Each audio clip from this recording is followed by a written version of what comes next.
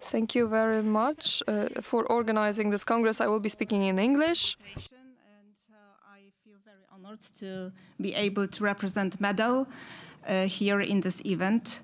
When we are asked to take part in the Congress, the situation was totally different, and our panel was supposed to be dedicated purely to rule of law issues. And the recent days showed that we are in totally different situation, and we can even feel it. We can physically feel it like a few hundred meters from here.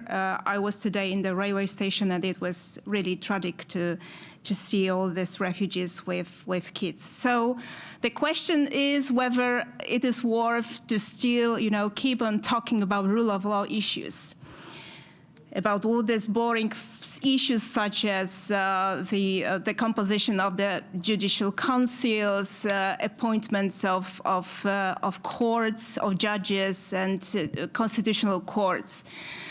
And I guess because I have the feeling that we all say the same story, all panelists together, that yes, it is so important. But I am very afraid that for many people here in Poland, but also in the whole Europe, and fortunately also among some politicians in Western countries and in European Commission, it's not that obvious. And I'm very afraid that now when we face war, some politicians might say, okay, so just forget everything and move forward. We need to focus on the war with Ukraine and how to keep peace in Europe. It's a false picture, because now it's the striking moment, and it's even more important than ever to stress what might happen, what happens when we forget about rule of law. And as my previous panelists, my colleagues said, the history shows very clearly that the path to the regime, to autocracy, dictatorship is pretty the same in all countries. And it was Shakespeare who wrote in Henry VI that the famous phrase, the first thing we do, let's kill all the lawyers. And that was written 500 years ago, but it's unfortunately very actual. And in some countries, such as Russia, such as Belarus, and such unfortunately like Turkey, it's taken very seriously and literally. When I look today at the list of people killed in Russia for last 20 years, it's unbelievable. And people in the world didn't react to this. So many people died, journalists, lawyers, human rights activists, and nobody even remembers their name, like Anna Politkovska, for example, but Boris Nemtsov, and we forget about these people. And now we have this incredible crisis in Russia and in Ukraine.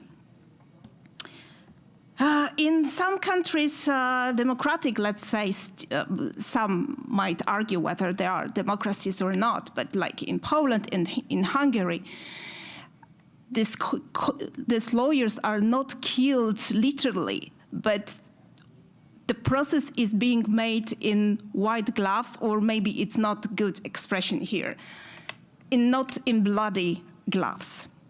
When we look, for example, at the story which happened before the Second World War, it's very striking, and it was terrifying to learn that almost the same procedure to take control over constitutional court was in Austria in 30s. That's the same what happened in Poland in 2015 and 2016. You can also observe it in Hungary, of course. We started as MEDEL situation, observed very well a situation in Turkey. WARSAW is the Association of Judges and Prosecutors, who was already dissolved in Turkey in 2016 after this so-called coup attack. And we had really brave, we still have them, although it was dissolved, very brave colleagues from WARSAW in Turkey. Some of them are imprisoned. Murat Arslan is imprisoned for 10 years. It's really terrifying story. He was the winner of the Václav Havel Award a few years ago. They were reporting what was happening with their judiciary within the years. And when you study this, we in Poland have totally the same path, unfortunately. Step by step, the Judicial Council was taken by judges who are loyal to politicians who are in the governments.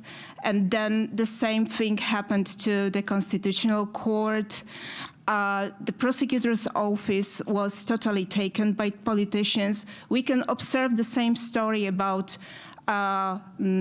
media, about propaganda, anti-LGBT. It's the same what happened in Russia also. I would like to also mention, and that's what Renata Minkowska already mentioned, the outrageous verdict which was announced, so-called verdict, let's say, which was announced yesterday in Polish Constitutional Court, because they said that European Convention of Human Rights, Article 6, is not actually binding in Poland.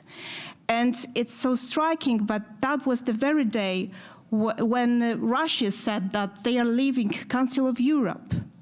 And the argumentation for this so-called verdict is pretty the same what Constitutional Court said in Russia in 2016. As MEDEL emphasized in a letter sent to EU officials just a few days ago, turning a blind eye to a demolition of judiciary in Poland is leading to a disintegration of European Union. And in fact, it's very harsh what I'm saying now, but in fact it's coherent with Vladimir Putin's agenda. And that's what I also would like to quote from our letter.